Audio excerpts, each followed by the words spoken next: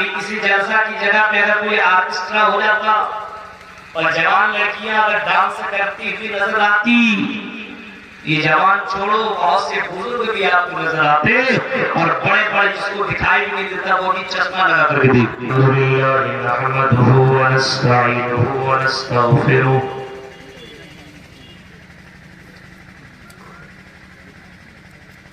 ونعوذ بالله من شرور أنفسنا ومن سيئات أعمالنا من يهد الله فلا مضل له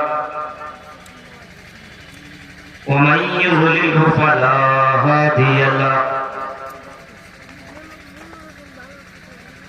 وأشهد أن لا إله إلا الله وحده لا شريك له وأشهد أن محمدا عبده ورسوله أما بعد فإن خير الحديث كتاب الله وخير الهدي هدي محمد صلى الله عليه وسلم وشر الأمور محدثاتها وكل محدثة بدعة وكل بدعة ضلالة وكل ضلالة في النار أعوذ بالله من الشيطان الرجيم بسم الله الرحمن الرحيم كل نفس ذائقة الموت وإنما توفون أجوركم يوم القيامة فمن زحزح عن النار وأدخل الجنة فقد فاز وما الحياة الدنيا إلا متاع الغرور رب اشرح لي صدري ويسر لي أمري واحلل عقدة من لساني يفقهوا قولي اللهم رب زدني علما آمین۔ قابل احترام علماء کرام، ناظم جلسہ، میرے محترم دوست فضیلت الشیخ طلحہ سلفی حفظہ اللہ تعالی، گھسیا گھاٹ اور اس کے قرب و جوار سے آئے ہوئے معزز سامعین حضرات، اسلامی بزرگوں، نوجوان دوستوں اور پیارے بچوں، آپ اس پروگرام کی صدارت امیر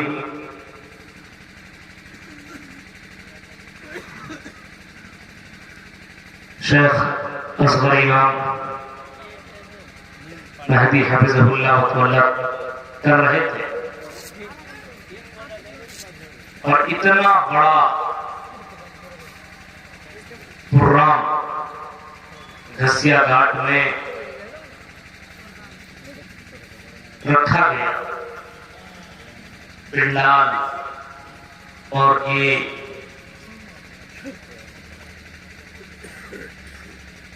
ڈیکوریٹ اور یہ ساری بندوبست جو کی گئی اس وجہ سے تاکہ لوگ آ کر کے علماء کی تقریر کو سنیں اور اپنے ایمان کو تازہ کریں۔ حالانکہ آپ اس علاقے میں پوری رات بھر جلسہ ہوتا ہے اور بعض جگہوں پہ میں نے دیکھا ہے کہ 2 بجے 3 بجے مجھے پروگرام ملتا ہے، لیکن اس کے باوجود پبلک بہت زیادہ ہے۔ پہلی مرتبہ آپ اس علاقے میں دیکھ رہا ہوں کہ 12 بجے سے پہلے پبلک اتنی کم ہے۔ اس کی وجہ کیا ہے مجھے سمجھ میں نہیں آ رہا ہے، لیکن ایک بات مجھے سمجھ میں آ رہی ہے کہ جلسے والوں نے میلہ ٹھیلا لگانے سے منع کر دیا۔ جلسے والوں نے کہا کہ جلسہ دین کے لیے ہوتا ہے، اسلام کی باتیں بتائی جاتی ہے، اس وجہ سے بازار لگانے کی پرمیشن نہیں ملے گی، اور بازار جب آپ کے یہاں نہیں لگا تو آج کل کے نوجوانوں کو بازار سے زیادہ محبت ہے اور دینی پروگرام سے محبت کم ہے۔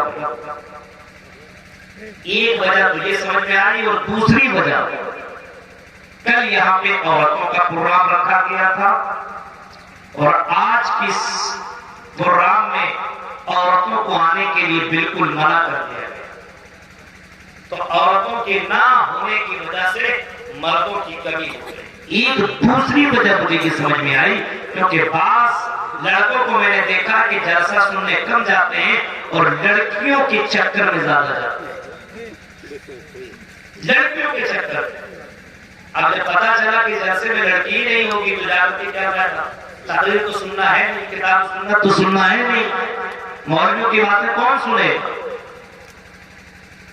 میرے بھائی اب ذرا تصور کیجیے، سوچئے نبی اکرم کے دور کے صحابہ نبی اکرم کی باتیں سننے کے لیے اپنے کاروبار، اپنی تجارت کو چھوڑ دیا کرتے تھے، اپنی دکانیں بند کر کے محمد رسول اللہ کی حدیثیں سننے کے لیے پہنچ جایا کرتے تھے۔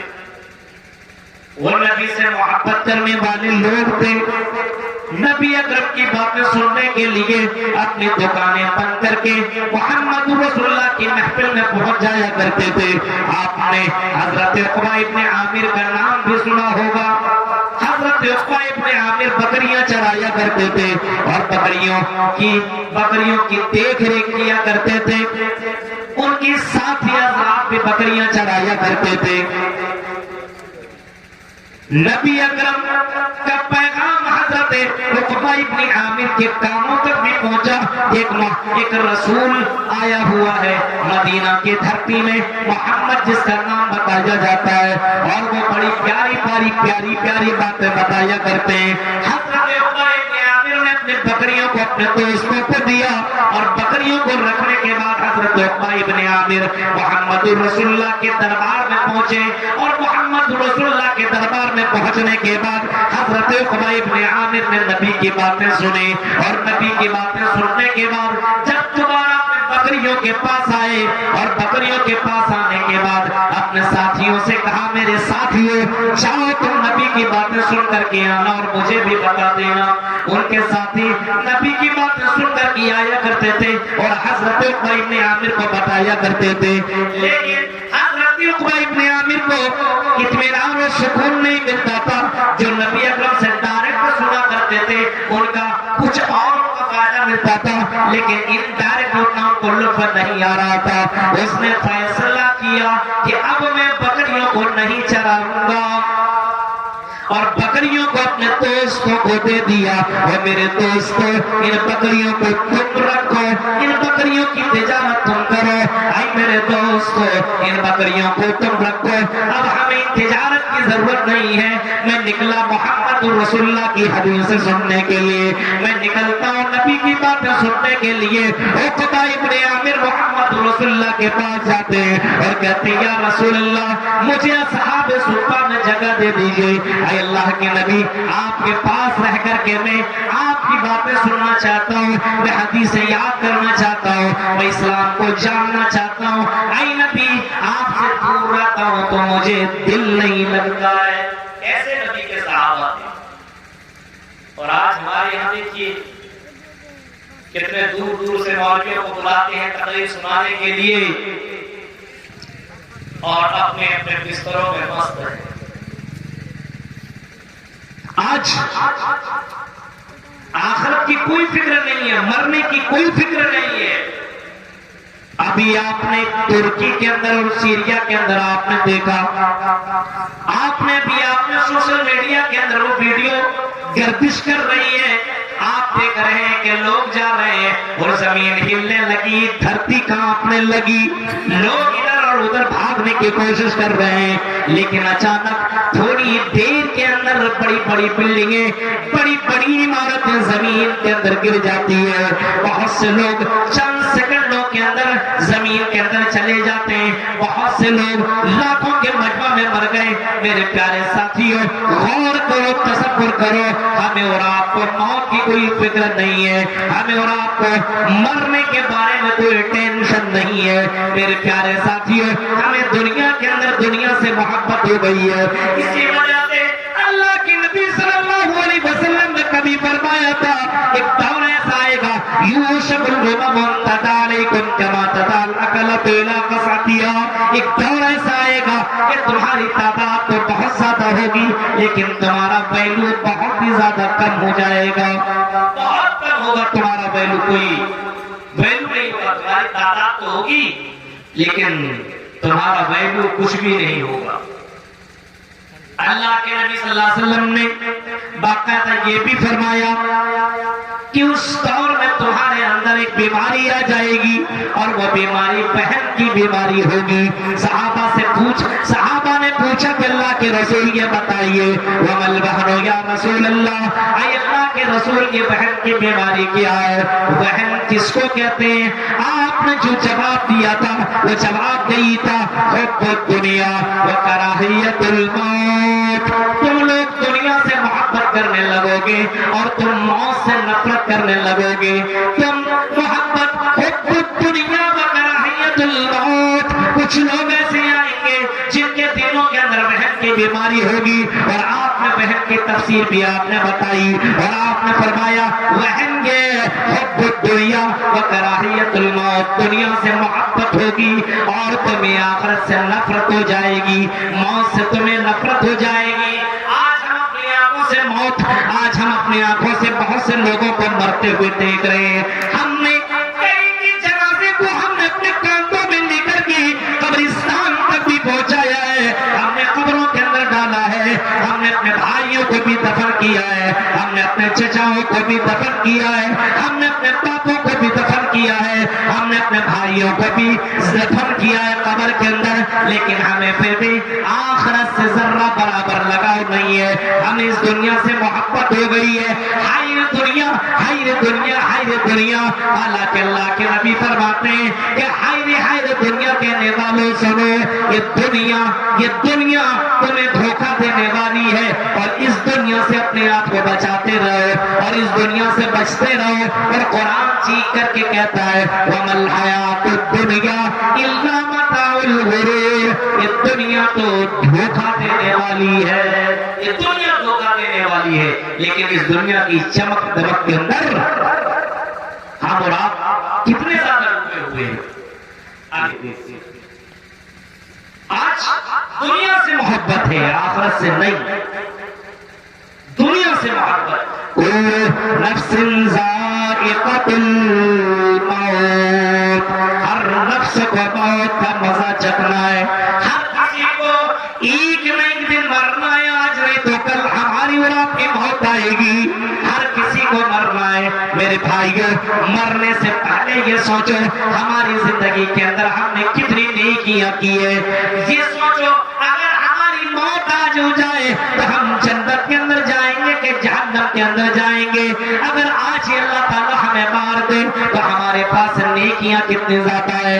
ارے اللہ کیا جواب دو گے کہ تمہارے یہاں کے اندر جلسہ تھا، تم اپنے بستر کے اندر آرام کر رہے تھے، تم نے اسلام کو جاننے کے لیے اور محمد رسول اللہ کا پیغام سننے کے لیے تم نے 2 گھنٹہ 4 گھنٹہ دینے کے لیے تمہارے پاس اتنا بھی ٹائم نہیں تھا۔ ہم نے تمہیں زندگی دی ہے، ہم نے سب کچھ تمہیں دیا ہے، لیکن ہماری باتیں سننے کے لیے تمہارے پاس ٹائم نہیں ہے۔ اگر اسی وقت موت آ جائے تو میرے بھائیوں اللہ کو کیا جواب دو گے؟ اسی وجہ سے ہمارے فاروق کہا کرتے تھے حاسبوا انفسکم قبل ان تحاسبوا، اے لوگ اپنا محاسبہ کرتے رہو اس سے پہلے کہ تمہارا محاسبہ کیا جائے۔ وزنوا انفسکم قبل ان توزنوا، اے لوگ اپنے آپ کو تولتے رہو، وزن کرتے رہو اس سے پہلے کہ تم کو وزن کیا جائے۔ اپنے آپ کو ہمیشہ چیک کرتے رہو، اگر میں ابھی مر گیا تو جنت میں جاؤں گا کہ جہنم میں؟ اگر ابھی ہماری موت ہو گئی تو میں کہاں جاؤں گا؟ جنت کے اندر کہ جہنم کے اندر جاؤں گا؟ ہر کسی کو اپنے بارے میں چیک کرنا چاہیے اور اپنے بارے میں غور و فکر کرنے کی ضرورت ہے. ہر کسی کو سوچنا چاہیے. بتائیے ہمارا دل کتنا کمزور ہو گیا کہ ہمارا دل قرآن سے نہیں لگتا, ہمارا دل اسلام سے نہیں لگتا, ہمارا دل دینی پروگرام میں نہیں لگتا. کیا وجہ ہے؟ ہمارا دل دینی پروگرام میں نہیں لگتا ہے. غور کیجیے میرے بھائی کو, سوچیے. اس سے پتہ یہ چلتا ہے کہ ادھر کے علاقے کے لوگ جلسہ سننے نہیں آتے, جلسہ دیکھنے آتے, اور جلسہ کے اندر جو لڑکیاں آتی ہے ان کی چمک دمک کو دیکھنے کے لیے لوگ آیا کرتے ہیں. ہم تو یہی سمجھیں گے. اگر ایمان ہوتا تو یہ پوری کی پوری پنڈال آپ کو بھری بھی ملتی. لیکن میرے پیارے ساتھیوں, آج ہماری محبت دنیا سے ہو گئی ہے. اللہ کہتا ہے بل تؤثرون الحیات الدنیا والآخرۃ خیر وابقا. اے لوگوں, تم نے دنیا کو ترجیح دے رکھا ہے, تم نے دنیا کو بڑا ویلو دے رکھا ہے. بل تؤثرون الحیات الدنیا, لیکن یہ دنیا بالکل فانی ہے. یہ دنیا اللہ کی نظر میں کچھ بھی نہیں ہے, بلکہ آخرت باقی رہنے والی ہے. اور آخرت فنا, آخرت ہمیشہ باقی رہنے والی ہے. اسی وجہ سے اللہ کہتا ہے میرے بندو, تم آخرت کو ترجیح دو, اس دنیا کو زیادہ ترجیح دینے کی ضرورت نہیں ہے. کیا پتا ابھی جا کر کے اپنے بستر میں سو اور اچانک تمہارے ہارٹ کا کے اندر درد پیدا ہو, تم اچانک مر جاؤ, کوئی جانتا نہیں ہے. کب موت واقع ہو جائے کوئی جانتا نہیں ہے. مر کو جاؤ گے. اس وجہ سے میرے بھائیوں, اچھے کام کرتے رہو اور نیکیاں کرنے کے اندر جلدی بازی کرو, نیکیوں میں مقابلہ کیا کرو. اللہ تعالیٰ کہتا میرے بندو, سابقوا الی مغفرۃ من ربکم وجنۃ عرضها السماوات والارض اعدت للمتقین. اور میرے بندو, تم مقابلہ اگر تمہیں کرنا ہے, اگر تمہیں کمپٹیشن کرنا ہے, اگر تمہیں دوڑ لگانی ہے, اگر تمہیں ایک دوسرے سے آگے ہی بڑھنا ہے, تو آئی میرے بندو, تم بلڈنگ بنانے میں مقابلہ نہ کرو, تم گاڑیاں خریدنے میں مقابلہ نہ کرو, تم ایک دوسرے سے بینک بیلنس ہمیں جمع کرنے میں مقابلہ نہ کرو. اگر تمہیں مقابلہ کرنا ہے تو جنت کے لیے مقابلہ کرو, جنت میں جانے میں مقابلہ کرو, اور تم نیکیوں میں مقابلہ کرو, اور اللہ کی مغفرت کے لیے تم مقابلہ کرو. مقابلہ اس معاملے میں کرو کہ یہ ہمارا بھائی ہم سے پہلے مسجد میں جاتا ہے, میں اس سے پہلے مسجد میں جاؤں. اس کا بیٹا حافظ قرآن ہے, میں بھی اپنے بیٹے کو حافظ قرآن بناؤں گا. نیکیوں میں مقابلہ کیا کرو. زندگی کب تک ہے میرے بھائی کوئی نہیں جانتا ہے, موت کب آ جائے گی کوئی نہیں جانتا. اس وجہ سے میرے بھائیوں, نیکیوں میں مقابلہ کیا اور اچھے بنو. اور یہ سمجھو اور یہ سمجھو کہ موت تو ہر کسی کو آنی ہے, موت کا مزہ تو ہر کسی کو چکھنا ہے. ہم سے بڑے بڑے رئیس آئے, آج وہ دنیا میں نہیں ہے. آج آپ نے بہت سے بڑے بڑے لوگوں کا نام آپ نے سنا ہوگا. ایک بہت زبردست ڈانس کرنے والا مائیکل جیکسن کا بھی نام آپ نے سنا ہوگا. بہت ڈینجر قسم کا, سب سے زیادہ پاپولر میں اگر آپ ڈھونڈیں گے ڈانسر میں تو آپ کو مائیکل جیکسن کا نام نظر آئے گا. آج بھی یوٹیوب کے اندر اس کی پوری ہسٹری موجود ہے. آج بھی دیکھ سکتے ہیں کہ اسی مائیکل جیکسن نے اس دنیا کے اندر جینے کے لیے اس نے کہا تھا کہ میں دنیا کے اندر 150 سال جی کر کے دکھاؤں گا, 150 سال تک زندہ رہ کر کے دکھاؤں گا. اور اس نے اس دنیا کے اندر رہنے کے لیے اور اس دنیا میں جینے کے لیے اس نے اپنے پیچھے کئی ڈاکٹروں کو لگا کر کے رکھا ہوا تھا. 10-15 ڈاکٹر اس کے ساتھ ہمیشہ رہا کرتے تھے. وہ کسی سے مصافحہ نہیں کرتا تھا, ہر وقت اپنے آپ کو لوگوں سے چھپا کر کے رکھتا تھا, ہمیشہ آکسیجن کا استعمال کیا کرتا تھا, اچھے ڈاکٹروں سے ہمیشہ مشورہ کر کے زندگی کاٹتا تھا. لیکن میرے بھائیوں, موت کب آئے گی کوئی جانتا نہیں ہے. 40 سے 45 سال کے دوران میں اس کی موت ہو گئی اور وہ اپنے آپ کو بچا نہ سکا. اس وجہ سے قرآن کہتا ہے کل نفس ذائقۃ الموت، ہر نفس کو موت کا مزہ چکھنا ہے، ہر کسی کو مرنا ہے، اس مرنے کے بعد کی زندگی کی تیاری تو کرو۔ وَإِنَّمَا تُوَفَّوْنَ أُجُورَكُمْ يَوْمَ الْقِيَامَةِ، اور مرنے کے بعد تمہیں قیامت کے دن پورا پورا بدلہ دیا جائے گا۔ تم نے یہ کیا، تم نے یہ کیا، تم نے یہ کیا، تم نے یہ کیا، مرنے کے بعد تم کو پورا پورا بدلہ دیا جائے گا۔ جیسے انسان مرتا ہے اور قبر کے اندر جیسے اس کو دفن کیا جاتا ہے، میرے پیارے ساتھیوں، اللہ کے نبی صلی اللہ علیہ وسلم فرماتے ہیں اس کے پاس فرشتے آتے ہیں، منکر نکیر آتے ہیں، سوال کرنے والے آتے ہیں اور ان سے سوال کرتے ہیں من ربک ما دینک من نبیک، یہ بتاؤ تمہارا رب کون ہے، تمہارا دین کیا ہے اور تمہارے نبی کون ہے، یہ ان سے سوال کیا جاتا ہے۔ میرے بھائیوں اگر وہ جواب دے دیتا ہے تو اس کے لیے جنت کی کھڑکی کھول دی جاتی ہے، جنت کا بچھونا بچھا دیا جاتا ہے۔ لیکن اگر وہ جواب دے نہیں سکتا اور اگر وہ جواب دے نہیں پاتا ہے اور ہاں ہاں لادری کہتا ہے تو اس کے لیے جہنم کی کھڑکی کھول دی جاتی ہے اور جہنم کی آگ اس کے لیے بچھا دی جاتی ہے۔ میرے پیارے ساتھیوں، غور کرو، سوچو، مرنے کے بعد جیسے تم قبر کے اندر جاؤ گے تم کو پورا پورا بدلہ ملے گا کہ تم نے اگر اچھائیاں کی ہے تو مرنے کے بعد تمہیں اس کو فائدہ، تم کو اس کا فائدہ ملنا شروع ہو جائے گا، اور اگر تم نے دنیا کے اندر برائیاں زیادہ کر لی اور اگر اللہ کی نعمتوں کا شکریہ ادا نہ کیا تو مرنے کے بعد جہنم کی کھڑکی کھول دی۔ انما توفون اجورکم یوم القیامہ، مرنے کے بعد تم کو پورا پورا بدلہ دیا جائے گا۔ ہاں تم کو پورا پورا بدلہ ملے گا، یہاں پہ پورا پورا بدلہ کوئی دے نہیں سکتا ہے۔ اگر کسی نے کسی کو قتل کیا تو ہاں ہندوستان کی حکومت اسے قتل کر دے، اسے پھانسی کی سزا دے دے، اسے مار ڈالے، اس کو مار ڈالے، اتنا ہی کر سکتا ہے۔ لیکن اگر کوئی آدمی کسی ایک کو نہیں، دو تین چار بلکہ 100 کو، اگر کسی ایک نے اگر 100 کو قتل کیا ہو، 100 کو مارا ہو، تو 100 کو مارنے والے کو ہندوستان اگر چاہے تو اس کے ساتھ یہی کرے، ہندوستان کی عدالت یہی کر سکتی ہے کہ اس کو اگر اس نے 100 کو مارا ہے تو ایک مرتبہ مار کر کے ختم کر دے، تو زندہ کبھی پھر نہیں مارے گا، ایک مرتبہ مارے گا، ایک نے مارا اور ایک مرتبہ اس کو مار دیا گیا، اب 99 لوگوں کا بدلہ کہاں لیا جا رہا ہے؟ اسی وجہ سے اللہ کہتا ہے کہ دنیا کے اندر پورا پورا بدلہ کوئی لے نہیں سکتا ہے، ہم قیامت کے دن پورا پورا بدلہ تمہیں دیں گے اور قیامت کے دن ہم انصاف بھی کر کے دکھائیں گے۔ اگر کسی نے دنیا میں کسی کو 100 لوگوں کو مارا ہوگا تو قیامت کے دن ہم 100 مرتبہ ماریں گے اور 100 مرتبہ زندہ کریں گے، اور وَذَلِكَ عَلَى اللَّهِ يَسِيرٌ، اللہ کہتا ہے یہ میرے لیے بڑا آسان ہے، بڑا سمپل ہے، بڑا آسان ہے۔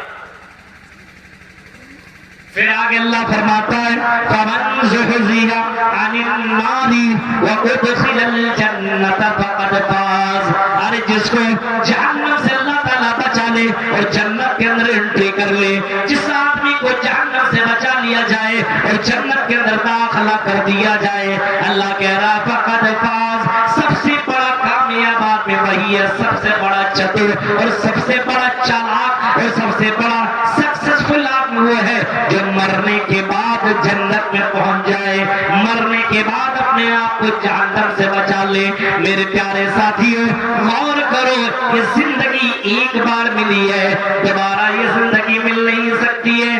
ذرا اپنے اپنے گریبان میں چھانپ کر کے دیکھو اور اپنے دل کے اندر ہاتھ رکھ کر کے بتاؤ، اگر تمہارے پاس ایک ہی روٹی ہو اور تمہارے بچے رو رہے ہو تو اس روٹی کو تم کتوں کے درمیان پھینکو گے نہیں، بلکہ ان روٹی کو اپنے بچوں کو کھلا دو گے۔ تمہارے پاس ایک ہی بوتل پانی ہو اور تمہیں صحرا میں سفر کرنا ہو تو اس پانی کو تم بہاؤ گے نہیں بلکہ اس کی حفاظت کرو گے۔ تمہارے پاس یہ زندگی ایک بار ملی ہے، دوبارہ یہ زندگی مل نہیں سکتی ہے، اب اس زندگی کو تم برباد کر رہے رہے ہو, اس زندگی کو تم ختم کر رہے ہو, اس زندگی کو کبھی یہاں اور کبھی وہاں اور کبھی ان چیزوں کے اندر ہم اور آپ برباد کر رہے ہیں. بتاؤ یہ زندگی تمہیں دوبارہ مل نہیں سکتی ہے, اسی زندگی سے تمہیں جنت کمانی ہے, اسی زندگی سے تم کو جہنم سے اپنے آپ کو بچانا ہے. اسی وجہ سے اللہ کہتا ہے سب سے بڑا کامیاب آدمی وہ ہے جو مرنے کے بعد جنت کے اندر چلا جائے,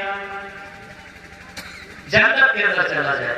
اب بتائیے ہمارا ایمان اتنا مضبوط ہے اور ہمارے اعمال اتنے اچھے کہ مرنے کے بعد جنت میں چلے جائیں گے, جنت میں چلی جائیں گے. اتنا آسان نہیں ہے میرے بھائی. غور کرو, جو ایمان ہمیں مسجدوں تک نہ پہنچائے, جو ایمان ہمیں دینی پروگرام تک نہ پہنچائے, جو ایمان قرآن و سنت سننے کے لیے نہ پہنچائے, جو قرآن نبی کا پیغام سننے کے لیے نہ پہنچائے, اب بتاؤ وہ ایمان جنت میں ہمیں اور آپ کو کیسے پہنچا سکتا ہے؟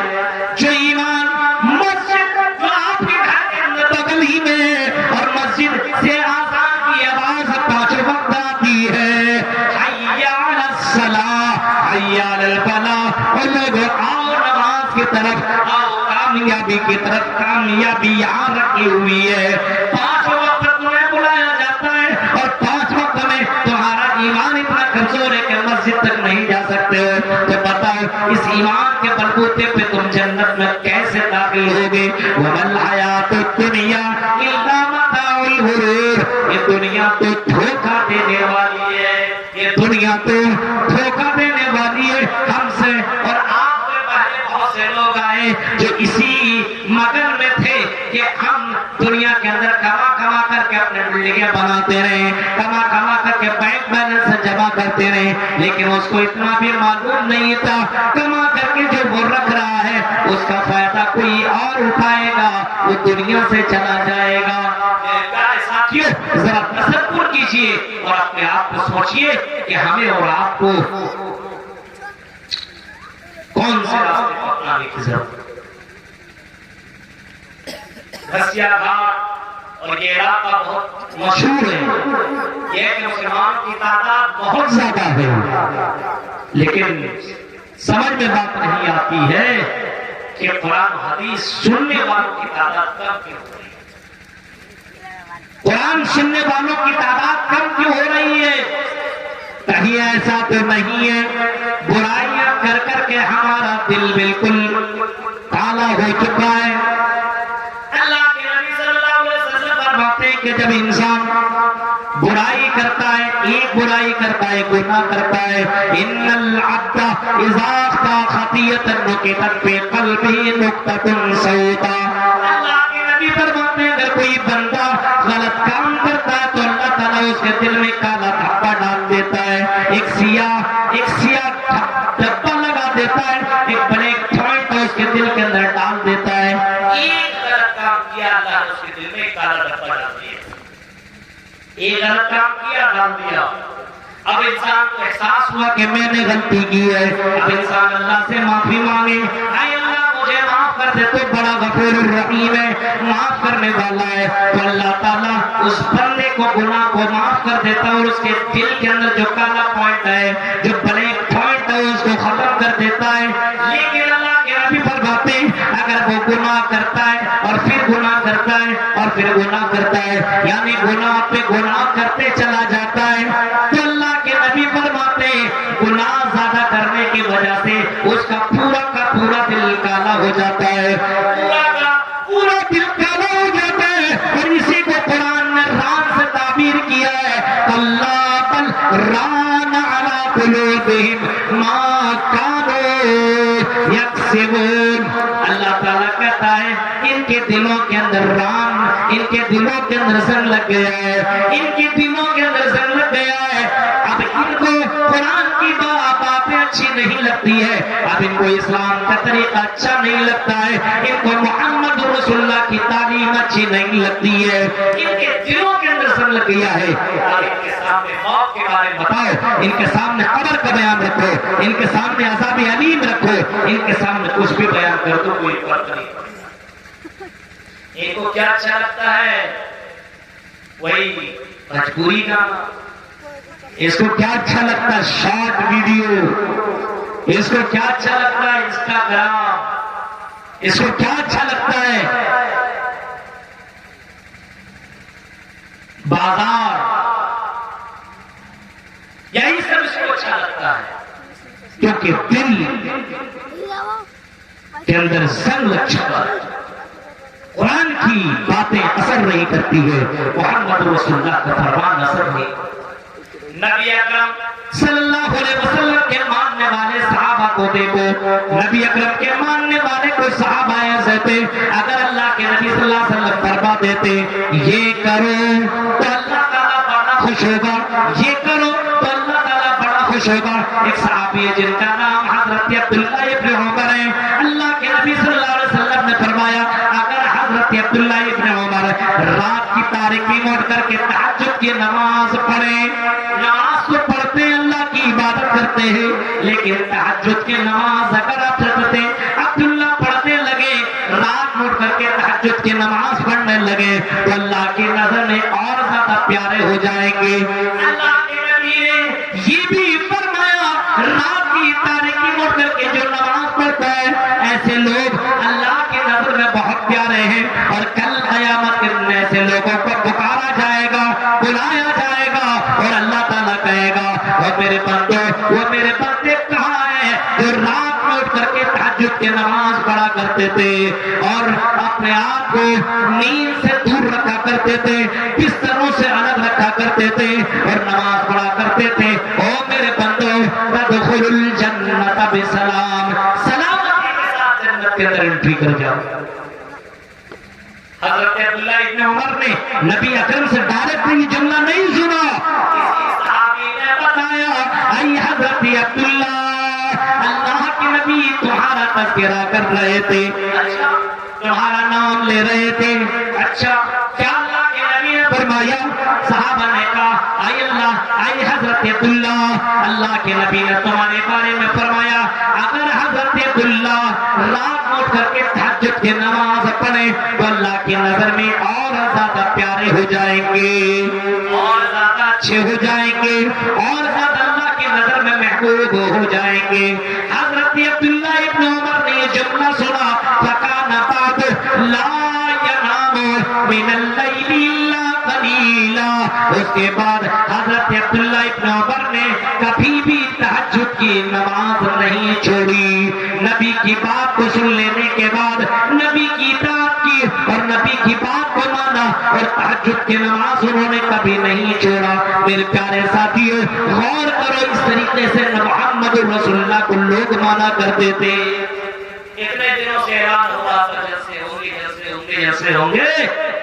آج ہمارے معاملات ہماری زندگی کے اندر بتائیے دنیا کی رنگینیوں نے کتنا قبضہ کر لیا ہے، کتنا اپنے آپ کو ہمیں گرفت میں لے لیا ہے کہ ہمیں نماز سے کوئی مطلب نہیں، ہمیں دین سے کوئی مطلب نہیں. یہ تو رات کا پروگرام ہے، جمعے کے نماز میں بھی خطبہ دینے کے لیے آپ جائیے اور جا کے بہت سے ہمارے دوست احباب رہتے ہیں، ان کا بھی یہی کہنا ہے مولوی صاحب جمعہ کا خطبہ دینے کے لیے کھڑا ہوتا ہوں، جب خطبہ ختم ہونے والا رہتا ہے تب پبلک آتا ہے. یہ حال ہے میرے بھائیوں اپنے سماج کا. کون اس سماج کو سدھارے گا؟ کون بتائے گا؟ یہ معلوم ہے لا نبی بعدی، آپ نے فرمایا میرے بعد کوئی نبی، کوئی رسول، کوئی پیغمبر رشی منی میرے بعد آئے گا نہیں. اب کوئی رسول آنے والا نہیں ہے، اب کون تمہیں سمجھائے؟ میرے پیارے ساتھیوں غور کرو، سوچو، موت آنی ہے، موت کے آنے سے پہلے تیاری کر لو. موت کے آنے سے پہلے اپنے آپ کو دیندار بنا لو، نیکوکار بنا لو، پرہیزگار بنا لو، اللہ والے بنا لو اور اپنے بچوں کو بھی دیندار بنا لو. کیونکہ میرے بھائیوں یہ زندگی ختم ہو جائے گی تو تمہاری زندگی تمہیں نہیں ملے گی، تمہارا زندگی یہ ہمیں اور آپ کو نہیں ملے گی. ہمارے حالات اتنے برے ہیں کہ ہمیں قرآن کی آیتوں سے محبت نہیں، ہمیں قرآن کی آیتوں سے دل نہیں لگتا ہے. قرآن کی باتیں ہمیں اچھی نہیں لگتی ہے، ہمیں موبائل کے اندر گانے اچھے لگتے ہیں، ہمیں فلمیں اچھے لگتے ہیں، اور اسی طریقے سے ہمیں اور دنیا کی چمک دمک ہمارے دلوں کو سکون پہنچاتی ہے۔ حالانکہ اللہ کے نبی فرماتے ہیں مجھے نماز سکون پہنچاتا ہے، جب میں نماز پڑھتا ہوں تو مجھے سکون ملتا ہے، جب میں قرآن کی آیتیں پڑھتا ہوں تو مجھے سکون ملتا ہے۔ میرے پیارے ساتھی غور کرو، ہمارے حالات کتنے بدل چکے ہیں، ہم مسلمان ہو کر کے مسلمان نہیں ہیں۔ آج ہمارا مسلمان بھائی چلتا ہے تو دکھنے میں لگتا نہیں کہ یہ مسلمان کا بیٹا ہے۔ ہماری مسلمان لڑکیاں اگر راتوں میں چلا کرے تو پتہ ہی نہیں چلتا ہے کہ مسلمان کی بیٹیاں ہیں۔ آج ہم نے اپنے آپ کو کتنا بدل دیا ہے، ہم نے ووٹر کارڈ میں تو اپنا نام مسلمان رکھا ہے، نہ چلنے میں، نہ کھانے میں، نہ اٹھنے میں، نہ بیٹھنے میں، نہ شادی بیاہ میں، نہ دنیا میں معاملات میں، ہم کسی بھی اینگل سے ہم مسلمان نظر نہیں آتے۔ میرے پیارے ساتھیوں، اپنے آپ کو مسلمان بنا کر کے رکھو، کیونکہ موت آ جائے گی اور موت کے بعد تمہیں عمل کرنے کا موقع نہیں ملے گا۔ میرے پیارے ساتھیوں، ذرا تصور کرو، یہ چند باتیں میرے آپ کے سامنے پون گھنٹہ رکھی ہے اور اس سے زیادہ میں تقریر کروں گا نہیں۔ وجہ کیا ہے؟ وجہ یہی ہے کہ جمعے کے اندر بھی اس سے زیادہ تعداد ہوا کرتی ہوگی آپ کی، جمعے کی نماز میں اس سے زیادہ تعداد ہوتی ہوگی، لیکن آج ہم لوگوں کو ذرا دیکھیے میرے بھائیوں، اتنا بڑا مجمع لگنا چاہیے تھا دین کو سننے کے لیے، اور آپ چلے جائیے، کرناٹک چلے جائیے، آپ حیدرآباد چلے جائیے، بمبئی چلے جائیے، اللہ کی قسم آخری خطیب جب تک تقریر کر نہ لے تب تک پبلک جاتی نہیں ہے۔ اسے معلوم ہے جب تک آدمی ان محفلوں کے اندر رہتا ہے اللہ کی رحمتیں نازل ہوا کرتی ہے، اللہ کی برکتیں نازل ہوتی رہتی ہے۔ اگر کوئی آدمی ان محفلوں میں کھالی آ کر کے بیٹھ جاتا ہے، میرے بھائیو، اللہ تعالیٰ نے ایسے بندوں کے لیے اسپیشل فرشتوں کو تیار رکھا ہے، اور ان فرشتوں سے اللہ کہتا ہے اور میرے فرشتوں جاؤ چیک کرو میرا ذکر کرنے والے اور میری باتیں بیان کرنے والے اور میری باتوں کو سننے والے لوگ کہاں ہیں، میرے ان بندوں کو ڈھونڈو۔ لوگ چکر لگاتے رہتے ہیں، اور اگر کہیں پہ ایسے بندوں کو پاتے ہیں، ایسے بندیوں کو پاتے ہیں تو وہ فرشتے وہاں پہ بیٹھ جاتے ہیں، وہ فرشتے ان کے لیے مغفرت کی دعائیں کرنے لگتے ہیں، اور اللہ تعالیٰ چیخ کر کے کہتا ہے او میرے فرشتوں کا رہنا، میں نے ان لوگوں کو معاف کر دیا ہے، ان لوگوں کو بخش دیا ہے جو میرا تذکرہ کر رہے ہیں، میری باتیں سن رہے ہیں۔ اسی وجہ سے اللہ کہتا ہے فَاذْكُرُونِي أَذْكُرْكُمْ وَاشْكُرُوا لِي وَلَا تَكْفُرُونَ۔ اے میرے بندو، مجھے یاد کرو میں تمہیں یاد کروں گا، مجھے یاد کرو میں تمہیں یاد کروں گا، وَاشْكُرُوا لِي وَلَا تَكْفُرُونَ، اور اے میرے بندو میرا شکریہ ادا کرو، میری نافرمانی مت کرو، کیونکہ بہت سی نعمتیں ہم نے تمہیں دی ہے، ان نعمتوں کو یاد کر کے شکریہ ادا کیا کرو۔ سوچئے میرے بھائی، حالات کتنے برے ہیں کہ ہم اللہ کا کھاتے ہیں، اللہ کی نعمتوں کا استعمال کرتے ہیں، لیکن اللہ کا شکریہ بھی ادا نہیں کرتے ہیں، اللہ کی نافرمانی کر رہے ہیں۔ جس زمین میں ہم چلتے ہیں میرے بھائیوں، سوچنا چاہیے اور کرنا چاہیے کہ اللہ رب العالمین نے ہمیں ایک موقع دیا ہے، ایک چانس دیا ہے۔ قیامت کے دن انسان افسوس کرے گا اور کہے گا کہ اللہ ہمیں ایک موقع دے دے، ہمیں ایک چانس دے دے، اے اللہ ہمیں دنیا میں دوبارہ لوٹا دے، اے اللہ ایک موقع دے دے، اے اللہ ایک چانس دے دے۔ ہم دنیا کے اندر نہ شراب نہیں پیئیں گے، جوا نہیں کھیلیں گے، زنا نہیں کریں گے، اے اللہ ڈانس کی محفلوں میں نہیں جائیں گے، اے اللہ غلط چیزوں کو نہیں سنیں گے، اے اللہ جب مؤذن اذان دے گا تو اس کی اذان کا جواب بھی دیں گے، اور اذان سن کر کے مسجدوں میں جا کر کے نماز بھی پڑھیں گے، اے اللہ قرآن کی تلاوت بھی کریں گے، علماء کی تقریریں بھی سنیں گے، اے اللہ تیری فرما برداری کریں گے، محمد رسول اللہ کی اطاعت کریں گے۔ اللہ کہے گا کلا، اے میرے بندو تمہیں دوبارہ زندگی مل نہیں سکتی ہے۔ میرے پیارے ساتھی بھائیوں اس وجہ سے کب موت آ جائے گی کوئی جانتا نہیں ہے. اس وجہ سے ہمیں اور آپ کو اپنی زندگی کو چیک کرنا چاہیے, اپنے آپ کو جانچنا چاہیے. ہمارا دل مسجدوں میں کہیں کیوں نہیں لگتا, ہمارا دل اسلامک محفلوں میں کہیں کیوں نہیں لگتا, ہمارا دل ہمارے بچوں کا اور ہمارے سماج کے نوجوانوں کا دل اسلامی بیانات اور اسلامی محفلوں کے اندر کیوں نہیں لگتا. بازار ہو تو لگے گا, ڈانسر کے بازار ہو اور آرکسٹرا لگے تو وہاں پہ ہمارے نوجوان کر کے وہ ڈانس دیکھیں گے, لڑکیوں کے کمر کو دیکھیں گے, ناچتے ہوئے ڈانس کو اور اس کے بال کو دیکھیں گے, لیکن قرآن و حدیث سننے کے لیے یہ رات کے اندر آ نہیں سکتے. ایک الگ بات ہوتی ہے کہ تقریر لمبی ہو رہی ہے نہیں سنتے, لیکن نمازی ہے, قرآن کی تلاوت کرتے ہیں, دین کے اوپر چلنے والے ہیں, یہ موبائل میں ٹائم دے سکتے ہیں, لیکن میرے بھائیو اسلام کو جاننے کے لیے ٹائم نہیں دے سکتے ہیں. یہ قوم مر چکی ہے, اس قوم کو بس دفنانے ہے میرے بھائیو.